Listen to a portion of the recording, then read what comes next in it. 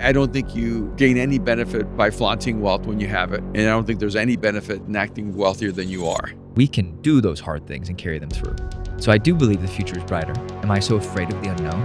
Yes. But I never feel stressed by these things. Oh, no, you don't It's ever weird. feel stressed? You never feel I'll show you some stress. Show you some stress. You were listening to the... You're going to say battle ready. I was going to say the arena.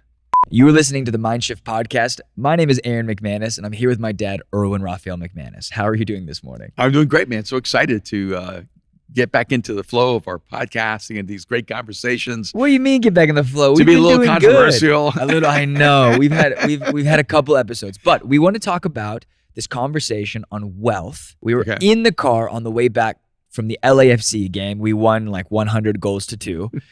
Poor San Jose, whatever they are, earthquakes. But our friend Sasha brought up a great topic. Can you talk about it? Yeah, because Sasha is a new dad. Yes. And now he's really concerned about raising his son with a kind of ethics and value system that helped him become successful. Sasha is a self-made man. He is significantly wealthy. And so he knows he's going to raise a son with wealth that he did not have.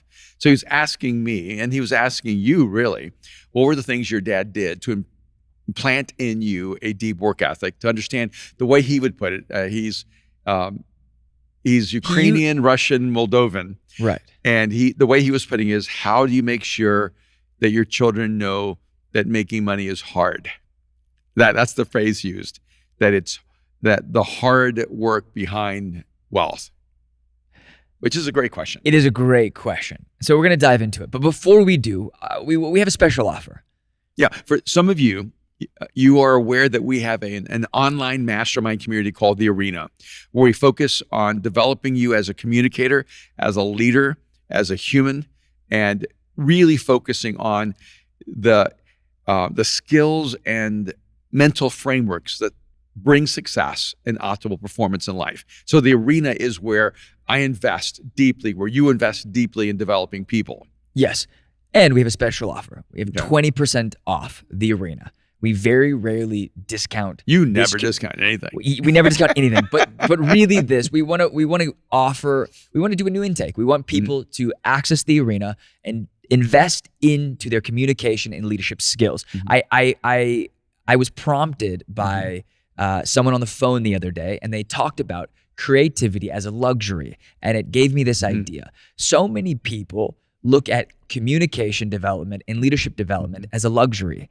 Investing in yourself is not a luxury. It is an essential requirement. You need to communicate at the highest level, and you need to lead at the highest level. And to do that, you need to join a community like The Arena. So do not wait. Use the code ARENA20. It will also be in the bio of this episode, and sign up. This offer will only last 1 week. So if you hear this episode 6 months later, good luck. On top of that, not only do you get access to an ongoing membership to the Arena community, but we have a conference, a live conference here in Los Angeles, California, specifically in Hollywood, in this space right here on October 11th and 12th. So just remember the numbers 10, 11, and 12. It's a great marketing. And if you join The Arena, you get to come to the conference for free. You also get a discounted ticket for a friend. Yeah. You can get all that information in the follow-up emails. But essentially, you get access to, the moment you buy The Arena, you get access to an app called School, and it has all of our masterclass conversations. It also has the recordings from every Q&A we've done for the last 10 or 8 months, which is phenomenal. And you get 11 hours on the 7 frequencies, the art of communication, 7 frequencies, all that content for free. So all those master classes are available when you're a member of The Arena. Yes. So do not hesitate. Do it today. Sign up. The code is ARENA20, and let us know if you do it. Post about it. We'll repost you, tag us. And if you have questions, leave in the comment. Yeah, if you have questions, DM us, DM me, DM you, DM Mindshift Pod. Here's the deal. Okay. Let's jump into this topic, and I think it's a great question, and I also love my friend Sasha. I actually referred to him 2 episodes ago as the man that I sat with in London when he told me, when he asked me the question about American politics and my perception of America. He's also an incredible human being. He has lived in California for a long time. They live in a state not too far away, and he's been a dear friend and a big patron to Mosaic. Yeah, and I was with him last night. He brought some guests from Nigeria, a doctor and his wife and sister-in-law, and they built a hospital in Nigeria that over the last 28 years has served over 24 million patients for free. Wow. And they also built a school with nearly 500 students. And what's interesting is that school is run by these people who are deep people of faith, followers of Jesus, but all the students are Muslims. And the reason the school is packed with Muslim students is that all the other schools require money to go to school. And this school is made available to the students for free. And when this doctor got up and talked, he said, Sasha's been my friend for 12 years, and all of this has happened because of his commitment to our life. And he goes, Mosaic has such a great reputation in Nigeria because of your generosity. And I realized this, that Sasha has been personally pouring his income into these schools and hospitals, but the person sees it as coming from Mosaic because Sasha almost never does anything as an individual. He always does it as a part of a community and doesn't really like taking credit for things. No, he's gonna hate the fact that we're naming him right now. But so it's really beautiful. It is really beautiful. So when we talk about wealth, we can't really separate it from generosity because the person who asked about wealth is actually one of the most generous people we know. Absolutely. And I always get a little nervous when Sasha asks these questions because of his he looks like the long lost member of the Avengers. He is ripped, and he is a big man. He looks like the Moldovan Thor. Yeah. But he has a big heart, and he's very kind, and we love him and his wife. So he asked not about how to create wealth, but how to create the value systems in your children that allow you to not take advantage of wealth, but actually use it to generate your own intense commitment to creating. I think his question there, the subcontext was he wants his son to be a good man. Yeah, he does. He also wants him to work hard. Yes. And have that same level of grit. And you can't recreate grit. Yeah. Right? We've had this conversation with Angela and Jerome, and we've had this conversation with some dear friends of ours all over the world. And everyone that we know has worked really hard to make it a little bit easier for the next generation to build a foundation that they can kind of build upon. But with that comes this nuance of nepotism, of maybe entitlement and greed and privilege and maybe like lack of drive. Yeah. And so he asked, and he opened it to both of us. And I always get a little nervous with Sasha because sometimes I wonder if it's pointed at me or if it's in my direction. But he was really asking you, so it was incredibly complimentary. Well, I wasn't sure how to take it, and I was driving my car, and I drive a nice car, but I also, the irony is that I'm selling my nice car, and it's one of those things where we kind of broke it down. Okay, so I want to go to you first because I talked, I think, a lot of the car ride because we ended up, me and Sasha are similar age, and we were kind of going back and forth. But how did you? I would say this: do you think I have handled it well? And it's okay to be honest and say no. And what are things that you did that maybe helped and hurt the way I was raised to handle maybe your success now? And then do you find yourself successful? Like, can we just get into that? I don't know. I don't really see myself at that stage where I have to worry about my kids being trust fund kids. No, I wish. Yeah. I live in LA, the city of trust fund kids. Yeah, we're an iteration or two away from that. We're about 7 iterations away from that. But I think that some of it's actually been helpful is you've had to address the fear of losing everything, like the fear of not having anything. Yes. And if you don't have that awareness, you actually don't have a respect for money. Well, how open do we want to be about our personal lives right now? I don't know. Yeah. I'm asking as my... Yeah, I think that's why we're here. Okay. Okay. So we built a business. Mhm. It did really well, Mhm. and it still does well. But to make money, you have to spend money.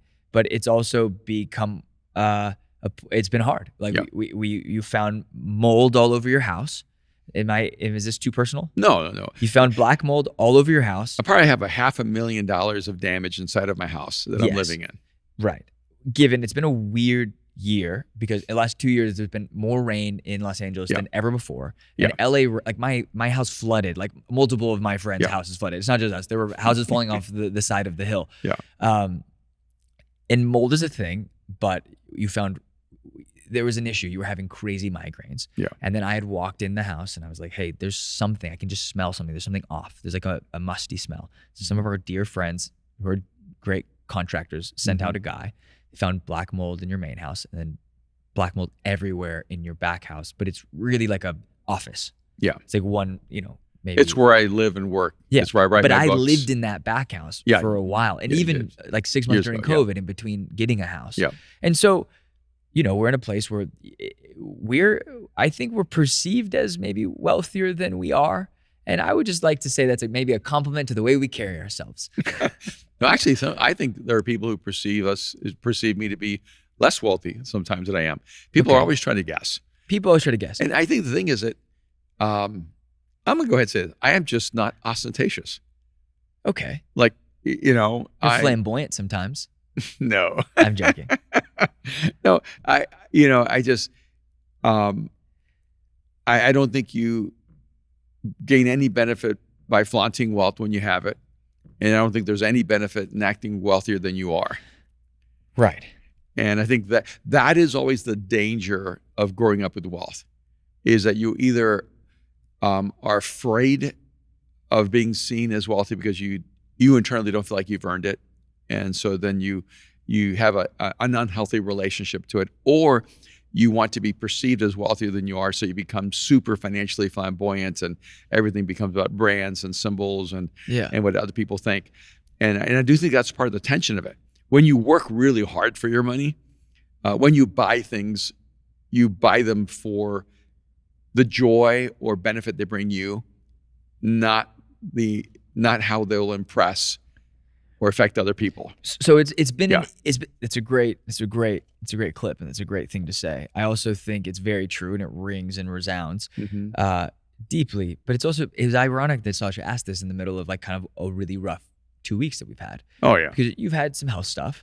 You had the surgery and you were having a hard time recovering, and then you were having these crazy migraines, which we thought were connected, but then you stayed in my house for a few weeks and you were feeling better. And then we realized it was probably due to the mold. And then, these comments are going to probably pop off on how unhealthy black mold is, but we know. And they found mushroom spurs in my back. It was bad. It was bad. And so, we're in this place where we had to spend a lot of money to fix the house. And, it's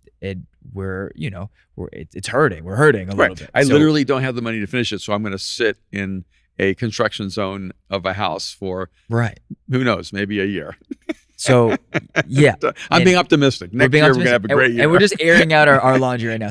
So it's like we're having to navigate this because we're also going like we don't want to seem desperate with like how we do the business, but also we want to be realistic. Okay, we got to get a number and we've got to like just build the business and we got to bring in contracts and we've got to build the consulting side and we have to just go out and figure it out. But I never feel stressed by these things. Oh, no, you don't ever feel stressed? You never feel I'll show you some stress. I'll show you some stress. I was breaking out in hives last week. I was stressed. No. I called the lady. I was like, sell my car immediately, sell my house immediately. Yeah. Because here's the thing, because we're Latin and we don't play that game. We don't play the white people game where it's your problem, not my problem. I'm like, your problem is my problem because I am your problem, and there's no way I would never try to help my father when you created me and you've birthed me and you've mentored me and you've done everything, you've invested into me. With that said, it was a really funny question to get in the middle of all this situation while I'm driving this really nice car that I'm like, well, I probably won't have this car next week. And we've been here before. We've been in way worse situations. And that you had said something to me because I called you and I was panicked a little bit. Hey, I don't know what to do. I don't know where we're going to go. I don't know how we're going to move forward. We need more team. We need to spend more money, not less money. We don't have this because we're investing everything we have back into what we're building. How do we do it? And what did you say to me? And I don't even remember. I blacked out. I mean, you talked a bit about. I just said, I've been here before. Yeah. And you always say this. Hey, buddy. Yeah. You always start with that. Yeah. Hey, buddy, we've been here before. We always find a way through. Yeah. And, you just keep doing the right thing, even when everything's going wrong. Yeah. And I think it's one of the keys in life. And then last Thursday night, I drive to Orange County for a business mastermind of a friend. I'm just trying to help him. And I end up in a panel. I didn't know I was going to be on a panel with all these multimillionaire and billionaires. So I'm on a panel with one of the owners of the Phoenix Suns.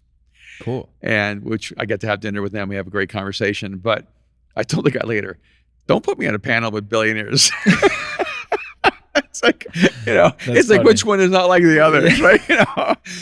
But he said something really interesting. He goes, you were at Meltzer's event. Yeah. Yeah, he's cool. He goes, so I said, David, thank you for putting me on this panel like this. But so the owner of the Suns, he says, I have a latex glove company that works out of Malaysia. Yeah. And when we started, I almost basically was losing everything. And I went to my wife and I said, hey, we're gonna basically go bankrupt. We're gonna lose everything. And she said, well, I'll go get a job. And don't worry, honey, I'll get a job. And he said, well, if you get a job, you'll make 60,000 and I owe 10 million. So I don't think it's going to help. and he said, but I told her, I know this, if we lose that I'm going to get through this. Yeah. But if we don't and lose everything, I know exactly how to start again. And when I listened to his mindset, I thought that is the mindset I have. It is. It's just this resilience. It's not even like a confidence that I can't fail. It's a confidence of that failure can't stop me. There's a difference. Some people I feel like have an irrational self-perception. I can't fail. I always win. I'm like, I don't always win. I fail a lot. Yeah. I just somehow get back up out of the rubble. And at first it's a slow walk, but and I start moving and I start running. And I would equate it to the same psychological dynamic of when I tore my hamstring a few weeks ago playing basketball. My immediate thought was not, oh, I'm never playing basketball again. It was like, I tore it, now I'm definitely gonna play basketball again. Like now I have something to break through and overachieve. Yeah, you called me while I was in New York and I was in this grocery store. And you said, hey buddy, I have to tell you something. I'm like, yeah, cool. How you doing? And you're like, well, I was playing basketball yesterday. And I was like, oh no, what happened? You're like, oh, I tore my hamstring. It's kind of popped. And I said, tell me exactly who was there. I'm going to kill them all. I'm like, come find them. I went and played basketball while you were out of while the city. I was away. So that you wouldn't stop me. Because I'm still that child who finds a way around his parents. Kid. I'm a bad kid. But my whole point is, the answer to this question is you have to build resilient mental structures in your children. And that's more important than how they relate to wealth. If you can keep working on resilient mental structures, and sometimes they sit in young, sometimes they don't. Sometimes they, you have for a while, then you lose them. Or at least it feels like that.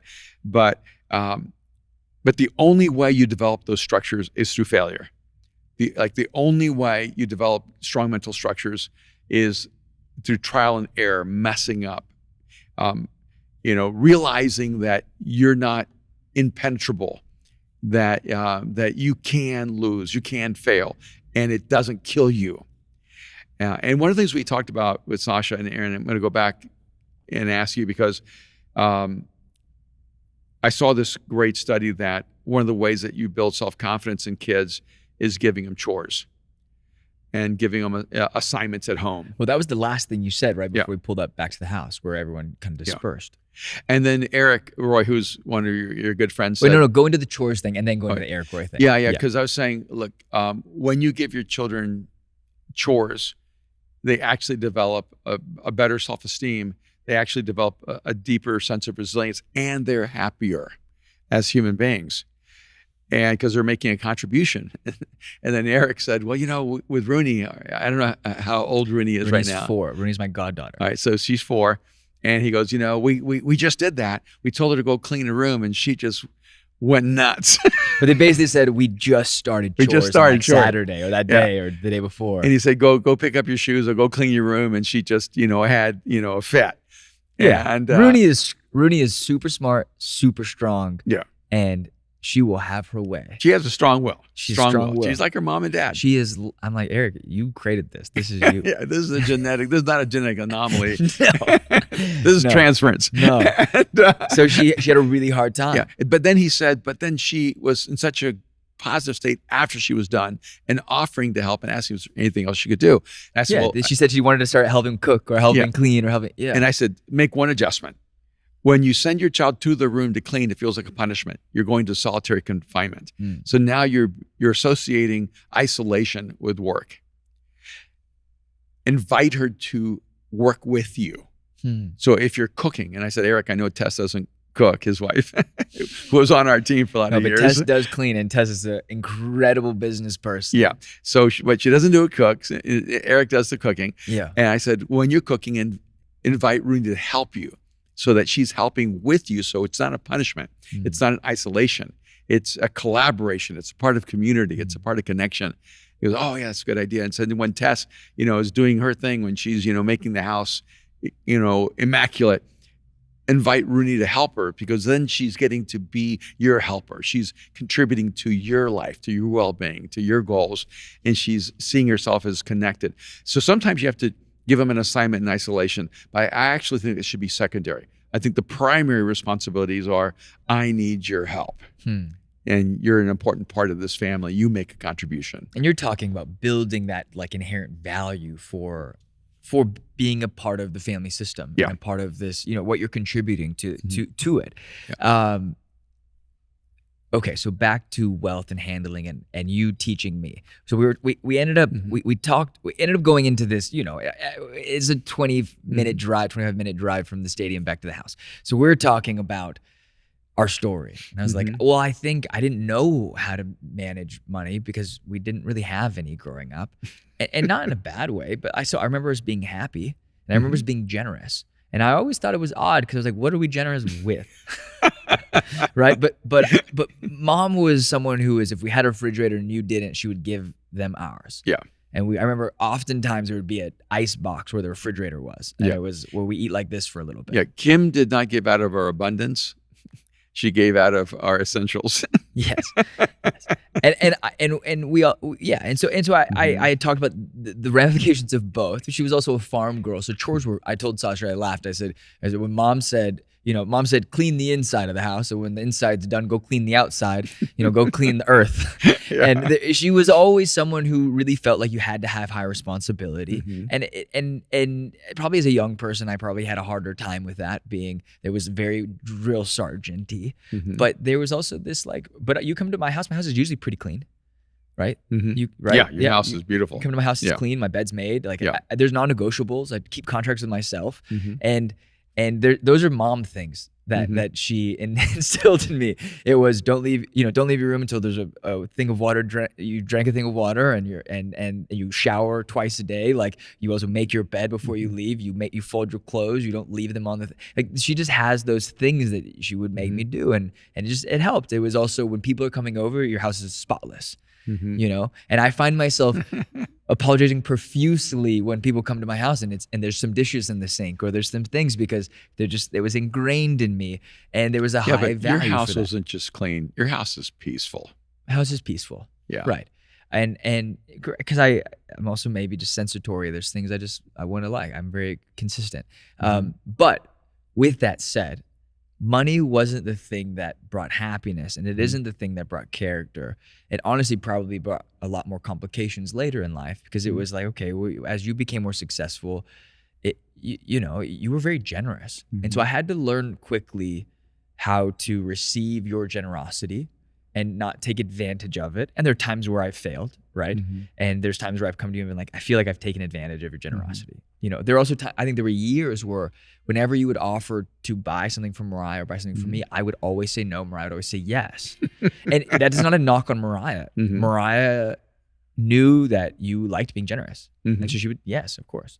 And I'd go, no, I'll take like the one little thing, And then I realized I was actually hurting our relationship, not in its essential nature, but that you like to be generous. And that's a part of you being successful, is being able to bless other people in your life. So why would I not be a part of that? I need to carry that and be generous with other people. I need to pay that forward and pass that on. But as far as becoming a good person with wealth, I was like, I can't speak for it because I don't think we've made it. Right. I don't think we're at that place where just because you drive a nice car or, you're able to get into a house. Look, we have a bad month like this because we've had a rough 6 months because your health was a thing. And we weren't signing new clients. We had this incredibly successful 2 years, and it was a gift from God. Also a lot of hard work. We have an incredible team that works their butt off. But it doesn't last forever.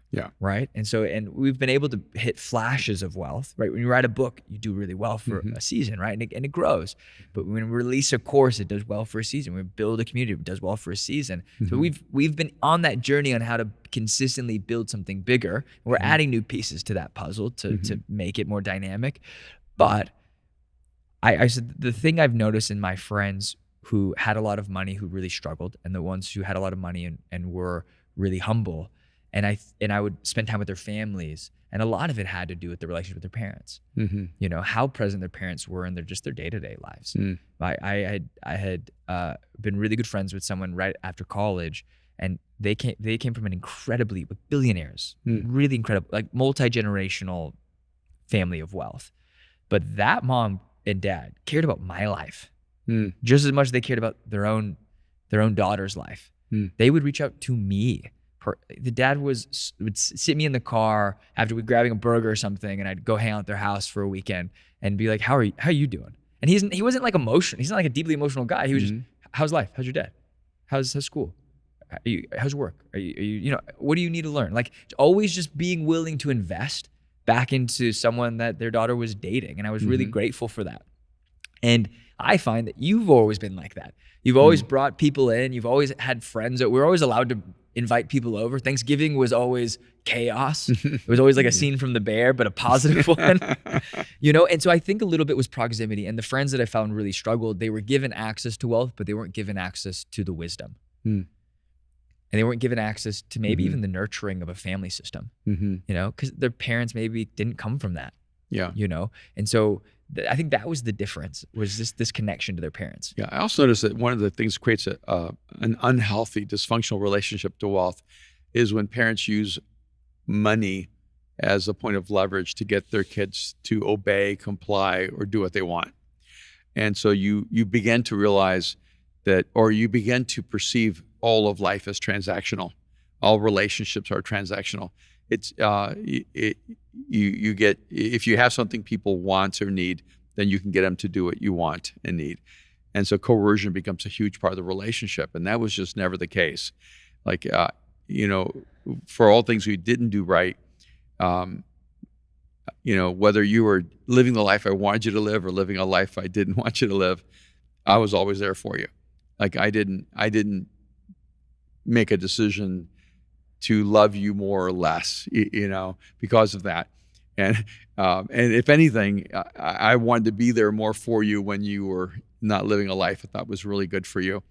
But I do remember when you were living in New York and you were living in such a poor state of being. We had lost eight figures. I'd lost a huge company due to a small company, but big to us. Big to me, yeah. Yeah, it was the biggest thing we had built. Yeah, at the due time. to some unethical, We had a bad business partner who did some shady things and stole. And I decided to allow them to win in that situation. Yeah. And take the blunt of the losses. And so then you go to New York. You're living in a really just a horrible situation. You showed up to my apartment when you were visiting New York and you were speaking in the city, and you walked in. The first thing you said was, "Never show your mom." I said, this. "Do not let your mom come here."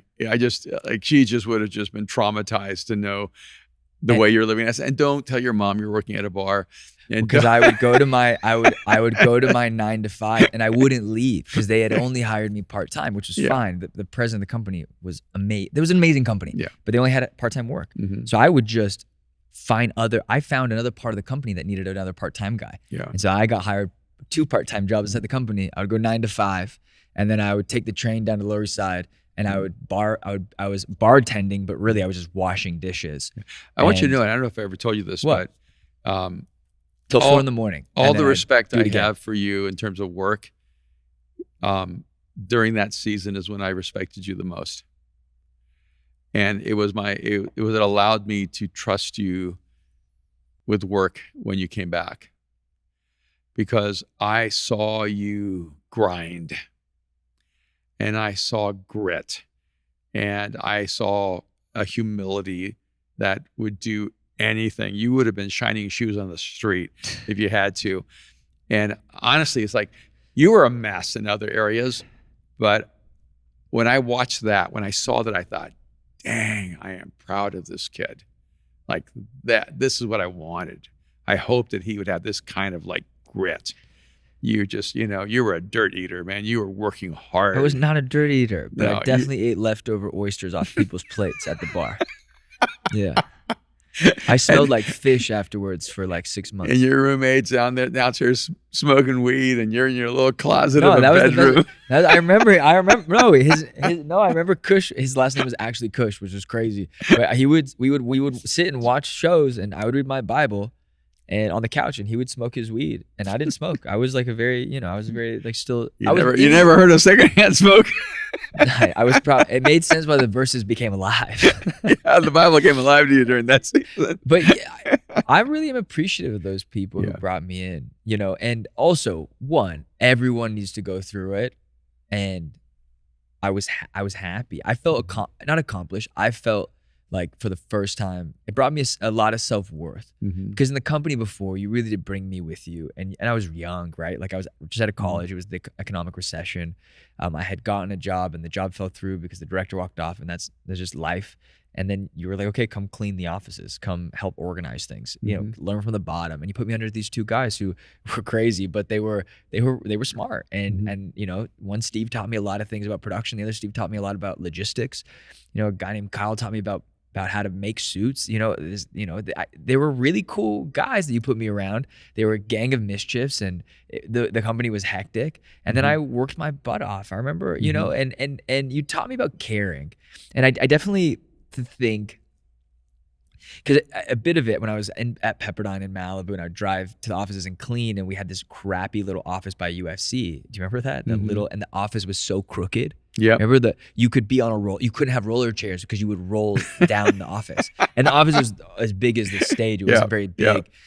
Might have been a 400 square foot office. And then it was filled with World War II vintage stuff, because we were starting to do like World War II repurposed things. So the office reeked. And you'd be like, hey, I'll pay you $100 to like come in and like organize everything, stack. And I would reek of, I had to bring clothes and then put the clothes in the trash bag, and then drive back to the school and then wash the clothes. Like it was just but you taught me you really took care of me, but you also taught me how to work hard, and to that nothing was beneath me.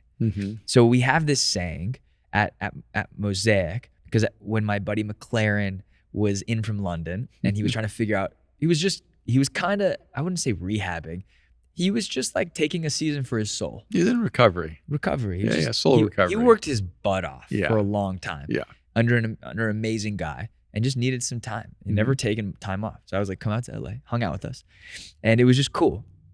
And we were talking about one of the young guys, and his name's Josue, and he's on our team. And I made a joke, because I was like, we are all Josue, because McLaren, there's nothing beneath McLaren. McLaren will scrub floors and then preach on stage. Yeah. He is that kind of a guy.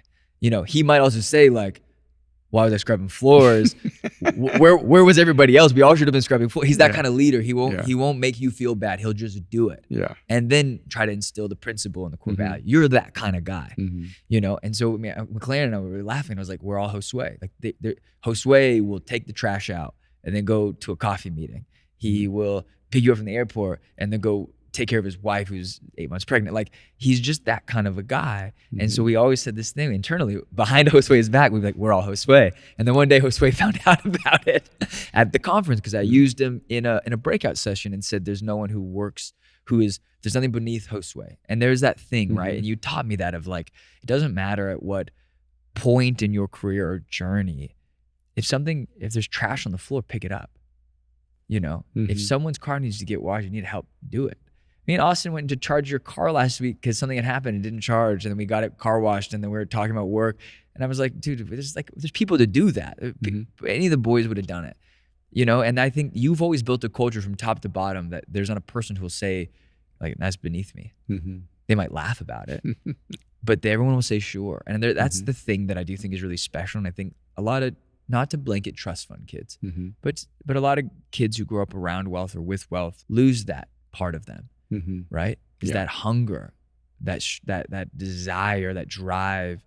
And we had talked about this with our buddies in Mexico about the need to do something. I have to do this, not that I want to do this. Yeah. Because some kids there's a difference between the Ronaldo who's, having to beg for McDonald's at the back window with his teammates to get food when he was like in the academy at Man United versus his son who's growing up wealthy under Ronaldo. Yeah. Right? There's just a different kind of grit. How did you find that? How did you build that? Because you've had every job under the sun. You were a lumberjack for a little bit. Yeah. You installed insulation in shorts. I did. That was a mistake. You were a pizza guy working at a pizza spot when you're in high I worked school. as a carpenter, worked construction, worked as a librarian. What was the show? Okay, but what was the mindset? Because you always had a job. You always worked your butt off. I mean, my first mindset was, I want to make my own decisions. Yeah. And the only way I can make my own decisions is to make my own money. And as long as I'm dependent on someone, they have a right to tell me what to do with my life. So my desire for some level of personal freedom and independence was really, really important. My family, would go up and down, financially. And there was a season where, I was the one bringing bags of groceries every single week, for our family. And I was in high school. I look back now and realize I don't know how I was able to pull that off. I went to high school. I played football. I ran track. I worked 40 hours a week. I closed the pizza place constantly at 1 o'clock in the morning, get home at 2 or 3, and then get up and go to football practice and school the next day. High school. I started working when I was probably around 12 years old. And, so I always have worked all my life. And, I remember at 15, I was making $1.10 an hour. And my boss wanted me to work 4th of July. Given pre-inflation. It was still like half of minimum what wage. They should have. Yeah. Yeah, because I was below age. So they were able to pay me below, the illegal since it was illegal. But I worked for the food. So I got paid $1.10 an hour, but I picked the place. It was my favorite restaurant. They made barbecue, ribs and steaks and meat. Okay. And I picked that place so that I could eat that well because I wasn't eating that well. And so some of it in my mind was, you don't have to be rich to get the things you need or want. You have to be smart, And so I started a little lawn mowing company when I was 12, and I would go and negotiate with the people's houses and say, we'll do your yard for this much, but we also want to be able to swim in your pool. And I didn't have a pool, but if I could negotiate it, I had a pool. and so I think early on I discovered, you could have a lot of experiences in life if you're creative in the way that you got paid. So I think I was almost like a gypsy where I saw bartering, I give you a goat, you give me a cow, and I started like that at a very young age. Now we have a goat and a cow. Yeah. And so from a very young age, it wasn't about dollars. It was about opportunities. And if it created an opportunity, I considered that to be wealth. There's something so beautiful about it. But I also find that the more we've been around these incredibly successful and wealthy individuals, they're maybe the common denominator is I don't know if it's an inability or addiction, but it's this discipline to stay consistent and to stay at the thing. Yeah. Right. They don't just quit the thing. And that's been a big problem of mine. Right.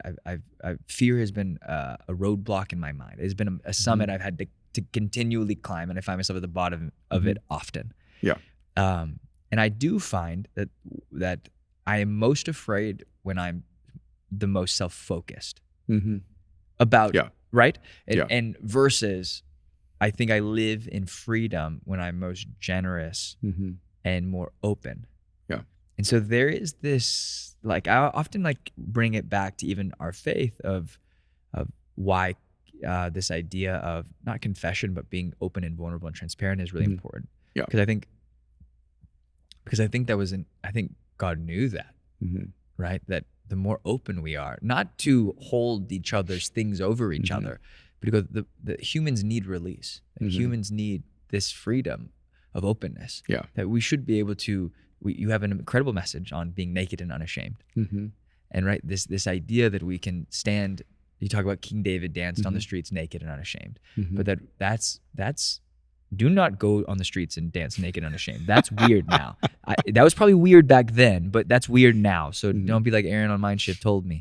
No, I did not tell you. But it is a principle of, can we live in our most raw nature? So this last week I started, I was like, when my friends and I asked each other how we were, I told them, this has been a hard week, right? I had to do hard things. And there's some people that are having to do even harder things because we're not in the greatest position right now. But I have no question, and my commitment to those people and my commitment to our business and to the people that we're a part of, that we can do those hard things and carry them through and get to a good place. Yeah. So I do believe the future is brighter. Am I so afraid of the unknown? Yes. How do you not be so afraid of the unknown? I think it's because I've had that horrible feeling in my gut of, I'm never going to get past this, or this is the one that's going to destroy me, or this is the failure that's going to crush me. Like business wise, right? And yeah, business, whatever, just goals, objectives, challenges, paying the bills, putting food on the table, just sometimes just basic things. And then we survived it. And so I have a catalog in my brain of all the times I thought this was it. Yeah. And then we found a way through. Yeah. We found a way through. We found a way through. And honestly, it's just like all the times God just showed up, and God just showed up, and God just showed up. And so I have that catalog of all those incredible moments. So when I feel it again, I go, I know this feeling. This is the feeling before the feeling where I go, wow. Yeah. Yeah. That's why I'm going, this is not the feeling. This is the shadow feeling, because it's the shadow feeling lets me know something amazing is ahead. Because you can't have something amazing happen if you don't have a moment of like that terror. Yeah. And just the realization that you need a miracle. You need something amazing to happen in your life. And that's for me really exhilarating, because it means I'm trying to live a life bigger than myself. Yeah. I'm trying to live a life bigger than my own intelligence, bigger than my own talent, bigger than my own experience. And that is by definition to me living a life of faith, which is what is really exciting. I think one of the other nuances, Aaron, and I see this among people that have tremendous wealth, and it's something that I don't have, and it's something that I think you struggle with. They have a unshakable sense that they deserve more. In fact, it always astonishes me. Like even when they have like $1 billion or $500 million, they really genuinely believe they deserve more wealth, more influence, more fame, more power, more houses, more, yachts, more whatever it is. They just really do have this unshakable sense that they're worthy of more. And I've never had that. I've always struggled with a sense of personal self-worth that I deserve to have anything good in my life. So every time I have success, I have to have a huge conversation with myself going, it's okay to succeed. And I think I passed on to you the negative side of that psychological shortcoming. I'm going to call it a shortcoming, in that the upside of it is on the psychological assessment, I'm what's called a low advantage. Like I just want other people to win. In fact, in that meeting with all these wealthy people, it was really funny when David the panel you were on with at Meltzer's. Yeah. So when David Meltzer's doing like an early introduction, he goes, and we have this person here and he did this, and we have this person here and did this. We have this person there and he did this, and we have Erwin McManus, and then we have this. And you just got the Madonna introduction. Yeah. And so when I get up on the platform, I know everybody noticed that David didn't describe at all what I do. Yeah. And everybody laughed. And David said, it's because you do so many things. I said, no, it's actually because my gift is to help other people achieve great success. And so when you're pointing to someone, you usually point to their very specific success. But my lifetime success is actually all the people I've helped become successful. And and that's why sometimes it's hard to point and go, what is it that you do? And I go, I'm like Oz behind the curtain. You can't necessarily see me. But I do know, that's why I walk through and go, I know I've helped generate millions, if not billions of dollars around the world. Yeah. And I just never put them in my bank account because my goal wasn't to accumulate more for myself, but to have more good happen in the world because of my life. But on the flip side, I do think I've always had to fight. Do I deserve this? Do I deserve this? Do I deserve this? And every time I get more fame, I actually run away from it. I decide, I'm going to become more anonymous. Or every time I get, more wealth, I go, no, I got to make sure that, I make less. Or there's just something inside of me that is highly resistant to personal success. And so ironically, I feel like I've been incredibly successful in spite of myself in this area. And I actually think it's an area where God has had to work in my life pretty dramatically and letting me know that he finds pleasure in the expansion of my life. And it's even hard for me to say that. But I actually yesterday, I had a self-talk moment. I won't tell you exactly what I said to myself, but I told myself. No, tell us. And no, because that's it. But basically I said, you need to go and break this financial barrier. You need to go and kick butt and do the impossible. Yeah. You need to prove to yourself that this is not your ceiling. And then I started getting all excited, going, all right, bigger giant. Yeah. And because the moment I can see it as a bigger giant, then I'm like, I go to war. Because I know that if I win this battle, other people are positively affected. It is funny because sometimes I know it's the conversation of Bruce Banner in the Avengers, the Hulk, Hulk. Yeah. You remember I rewatched the Avengers on one of the flights. I was reading. What was I doing? I was working on something and I had it on in the background on my headphones on the plane back from New York a couple weeks ago, and it's that first Avengers, or is it the last two Avengers? It was the first one of the last two or something. But he's mad because the Hulk won't come back. And then Bruce Banner he's just human without the Hulk.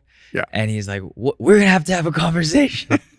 He's getting his butt kicked, and then I think Dr. Strange looks at him and says, if your friend's not coming, we got to send you away, and he puts him somewhere else. And that's sometimes our relationship, and that maybe is my downfall, is that it was a scary couple months because our success is my success is so tied to your success, right? If you don't do well, I don't do well. And if I'm not doing well, then our team's not doing well because it is a trickle down, and you are the tip of that spear. And I understand that, and I love that. It's a part of the team I signed up to be on.